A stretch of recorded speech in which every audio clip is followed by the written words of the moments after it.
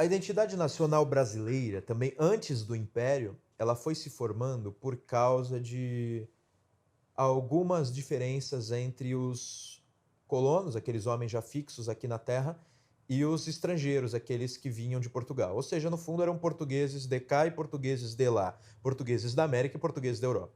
Um primeiro momento você pode identificar quando os sertanistas, chamados de bandeirantes, encontram o ouro na região das Minas Gerais. Eles encontram ali o ouro e aí você tem uma guerra logo em seguida, porque assim que se espalha a notícia de que ali havia ouro, vem muitos portugueses para a região.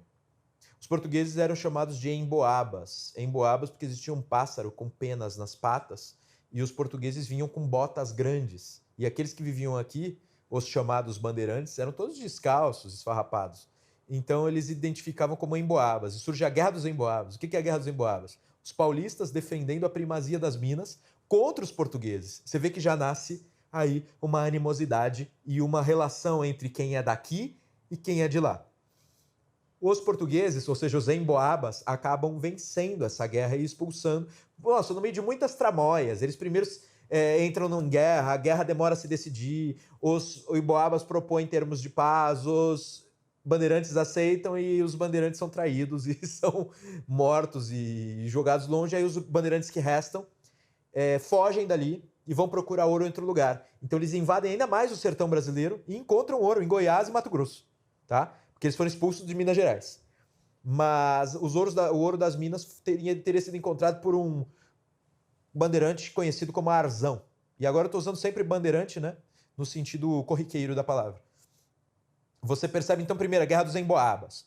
Essa guerra é claramente uma guerra entre os homens da terra e os homens de fora. Você não precisa esperar chegar lá no fim do século XVIII para você ter Inconfidência Mineira para perceber isso. Não, já tinha antes. Beleza? Certo. Daí você vai ter outras revoltas lá em Minas mesmo. Você vai ver que depois que estabelecidos os negócios das minas e da exploração de ouro, você vai ter uma guerra por causa, que é chamada Revolta de Filipe dos Santos, porque eles criam ali uma instituição que era de mensuração do ouro, certo? E essa medida do ouro era as casas de fundição. Você fundia para poder derretendo o ouro, você coloca ele numa forma para você controlar quanto de ouro tinha ali. Daí que eles criaram o imposto do quinto, era a quinta parte do ouro arrecadado. Daí a expressão quinto dos infernos vinha desse imposto. Então eles criam esse imposto, né, o tal do quinto dos infernos, e os caras se revoltam. Não, não vou fazer isso, o ouro é nosso, não vem com essa. E quebram tudo, e aí os portugueses revidam e pegam um dos caras, sobretudo esse Filipe dos Santos, e matam aí, enforcado. Então é já um outro elemento, agora contra já o Estado e os impostos. Depois a Inconfidência Mineira vai ser um aprofundamento desse tipo de coisa. Porque a Inconfidência Mineira vai ser contra a derrama. E a derrama já era um esforço do seguinte: conseguiram instituir o quinto e manter a cobrança do quinto. E depois eles chegam e inventam essa ideia da derrama, que era o seguinte: como cada vez mais os mineradores estavam entregando menos ouro, eles perceberam que alguma coisa estava acontecendo e devia ser sacanagem. Os homens daqui, os mineiros, deviam provavelmente estar escondendo ouro. Então eles fixaram o seguinte: não, você não tem muita coisa, o teu quinto é pequeno, tem que ter um número mínimo, né? Que eram quantas? 100 arrobas, se não me engano. 100 arrobas de ouro. E aí eles tinham que entregar anualmente esse valor, que era a derrama. Então tinha um momento em que a derrama ia ser cobrada. E mesmo quem não tinha alcançado pelo quinto esse valor, tinha que pagar esse mínimo. E às vezes esse mínimo era muito, porque de fato o ouro em Minas começa a escassear. Aí eles se juntam e se revoltam contra isso. A Inconfidência Mineira nasce basicamente disso, só que a revolta não estoura, porque tem um fofoqueiro lá, todos sabem, que antes da revolta estourar, ele denuncia tudo que estava acontecendo às autoridades portuguesas. As autoridades portuguesas, com uma mão bem pesada, perseguem aqueles que eram os líderes, enforcam alguns e esquartejam o famoso Tiradentes aí, e espalham suas partes, né, seus pedaços aí pelo Rio de Janeiro e por algumas cidades importantes como Vila Rica. Então você percebe que o que estava acontecendo lá era uma revolta do elemento nativo contra aqueles que organizavam as coisas para o bem de Portugal. Você já tem, então, eu falei 3 momentos só em Minas Gerais. E nós vamos ver várias outras revoltas no Brasil, que são chamadas de revoltas nativistas, Por exemplo, no Maranhão, a chamada Revolta de Beckman. Né? Não estou falando de jogador de futebol da Inglaterra. Eram uns homens que tinham ali... eram os líderes locais do Maranhão, e aí acontece que, num dado momento, Portugal cria regras para o comércio, que é chamada companhia... É uma espécie de companhia de comércio. Então você fixa o que pode vender, fixa o preço. É mão pesada do Estado. E eles se revoltam contra isso e acabam destruindo tudo. Mas depois eles são também presos e mortos. São irmãos, né? Então você percebe que essas lutas constantes entre o elemento nativo e o estrangeiro aconteceram desde o século XVII. Muitos, tá? Mas por isso que são chamadas de revoltas nativistas, não eram independentistas. Você pode observar que desses todos que eu contei, só a Inconfidência, que não era só a derrama o problema. Eles aproveitaram o dia da cobrança da derrama, eles aproveitariam o dia da cobrança da derrama para fazer a revolta violenta, para então declarar a república. Então eles queriam a independência. Todas as outras revoltas, não. E ainda há mais, tá? Poderia ficar aqui falando de revoltas nativistas. Então é revolta, assim, o elemento nativo contra o português. Então é identidade, você tá vendo? Identidade e também raiva de controle, digamos assim, uma aversão ao controle central. Você sabe que os paulistas, então, eram arredios, né? Eles tinham uma regra que era a seguinte: quando vinha alguma norma de comportamento ou de organização, eles diziam: o rei é grande, mas o mato é maior. Então eles não obedeciam. Então os paulistas eram conhecidos como os mais indômitos, assim, impossíveis de domar, né? Bom, dito isso, a gente pode perceber que esta ideia nativa ainda era muito local. Quero dizer, havia regionalismos.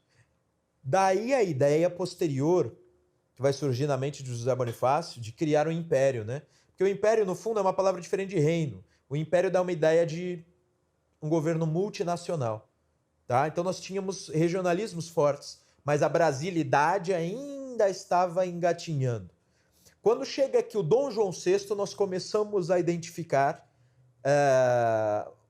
uma possibilidade de mais identidade, uma possibilidade de, digamos, um crescimento de identificação entre as pessoas de várias regiões. Só que qual que é o problema também? Mão pesada do Estado. É, no fundo, um transporte de Lisboa para Rio de Janeiro. No Rio de Janeiro, bom, Dom João VI, ele primeiro não era Dom João VI quando chega aqui, era simplesmente Dom João Regente, porque a Dona Maria, depois de um tempo, fica louca, né?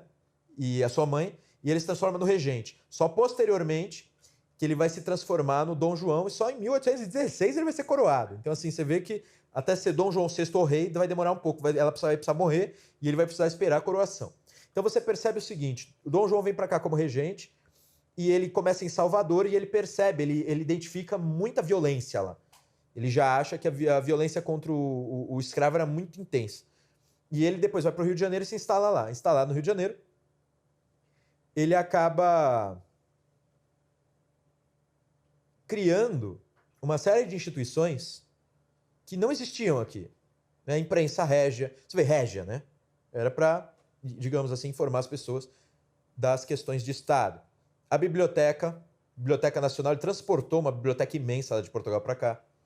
Ele cria Jardim Botânico, ele traz a missão francesa para cá, vários artistas. E intensifica o trabalho dos tribunais. Ele abre tribunais aqui, né? E estabelece o comércio direto, Brasil e Inglaterra, por exemplo. Ele abre o comércio. É uma das primeiras medidas de Dom João.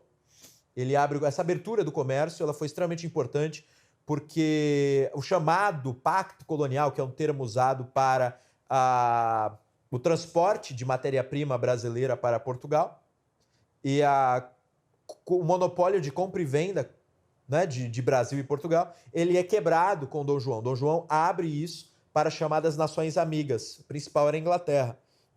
Devia ser praticamente só a Inglaterra. Então ele abre o comércio às nações amigas de modo que o Brasil começa a ganhar, a receber produtos diretamente da Inglaterra. Vieram até alguns produtos esdrúxulos, né? Por exemplo, botas de patinação, que não tinha o que fazer com isso aqui. Veio para cá porque era produto da venda. E aí eles, criativo que só o brasileiro, transforma em maçaneta. vieram para cá várias coisas de esquiar, coisas necessárias, assim, uns roupões de frio, de neve. E aí os brasileiros iam transformando em outras coisas. Você percebe então que naquele momento o Estado se fortalece e o dinheiro que circulava muito em Portugal passa a vir diretamente para o Brasil. O Brasil então enriquece, amplia o tesouro. Ele cria um banco também, né, o Dom João, e ele começa o quê? A coletar, a fiscalizar a coleta de impostos mais intensamente. E isso faz com que algumas regiões não gostem. Mesmo você trazendo o centro da monarquia para cá, você tinha essa revolta contra a cobrança de impostos.